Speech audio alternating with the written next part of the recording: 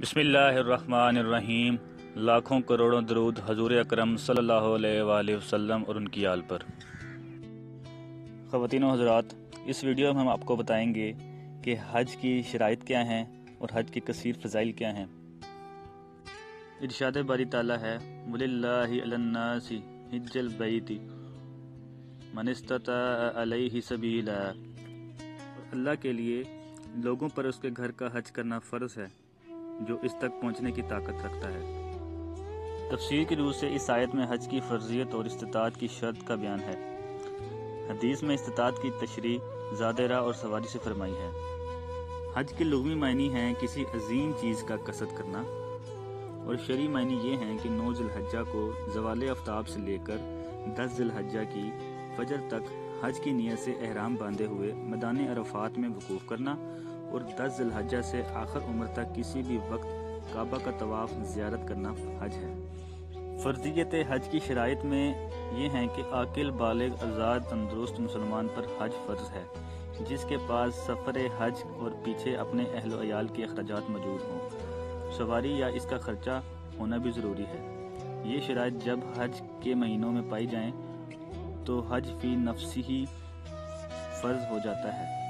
फिर कुछ शराइत अदायगी फ़र्ज़ होने की ये हैं कि इनके होते हुए खुद ही जाना फ़र्ज़ होता है। ख़वातीनो हज़रात, हज के कसीर फ़ज़ाइल हैं। मुस्लिम शरीफ की हदीस नंबर 321 के मुताबिक हज साबिक़ा गुनाहों को मिटा देता है, और तिरमिज़ी शरीफ की हदीस नंबर 810 के मुताबिक हज और उम्रा करो क्योंकि ये फ़िक्र और गुनाहों को इस तरह मिटा देता है जिस तरह भट्टी लोहे, चांदी और सोने के ज़ंग को मिटाती है, और हज मबरूर की जज़ा सिर्फ जन्नत है।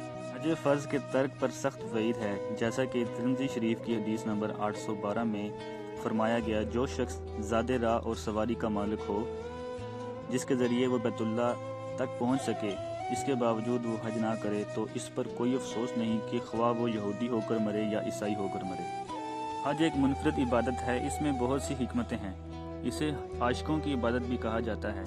हज का लिबास यानी एहराम और दीगर मामूलात जैसे तवाफ़ काबा, मना का क़याम, अरफ़ात व मुज़दलिफ़ा में ठहरना सब इश्क व मोहब्बत के अंदाज़ हैं। जैसे आशिक अपने महबूब की मोहब्बत में डूबकर अपने लिबास रहन सहन से बेपरवाह हो जाता है और बाज़ औक़ात वीरानों में निकल जाता है, ऐसे ही खुदा के आशिक अयाम हज में अपने मामूल की लिबास और रहन सहन छोड़कर मोहब्बत इलाही में गुम होकर आशिकाना वज़ा इख्तियार कर लेते हैं। तवाफ़ की सूरत में महबूब हकीकी घर के चक्कर लगाता है और मना व अरफ़ात की वीरानों में निकल जाता है। नीज़ हज बारगाह खुदाबंदी में पेशी के तसव्वुर को भी उजागर करता है। जैसे अमीर व गरीब, छोटा बड़ा, शाह व गदा सब बरोज़े क़यामत अपनी दुनियावी पहचानों को छोड़कर आजिज़ाना बारगाह इलाही में पेश होंगे, ऐसे ही हज के दिन सब अपनी दुनियावी तारुफ़ और शान व शौकत को छोड़कर आजिज़ाना हाल में मैदान अरफ़ात में बारगाह खुदाबंदी में हाज़िर हो जाते हैं। यहाँ वो मंज़र अपने अरूज पर होता है कि बंदा ओ साहबो मोहताज ओ गनी एक हुए, बंदा ओ साहबो मोहताज ओ गनी एक हुए, तेरी सरकार में पहुँचे तो सभी एक हुए। सफ़र हज सफ़र आखिरत की भी याद दिलाता है। जैसे आदमी मौत के बाद अपनी दुनियावी ठाट बाट छोड़कर सिर्फ कफन पहने आखिरत के सफ़र पर रवाना हो जाता है, ऐसे ही हाजी अपने रंग बिरंगे उम्दा और महंगे लिबास उतार कर कफन से मिलता जुलता 2 सादा सी चादरों पर मुश्तमिल लिबास पहनकर बारगाह खुदाबंदी में हाज़िर होकर सफ़र पर रवाना हो जाता है। जज़ाकल्लाह। अगर आपको हमारी वीडियो पसंद आई है तो अपने दोस्तों के साथ शेयर कीजिए और मज़ीद अच्छी वीडियोज़ के लिए हमारा चैनल सब्सक्राइब कीजिए।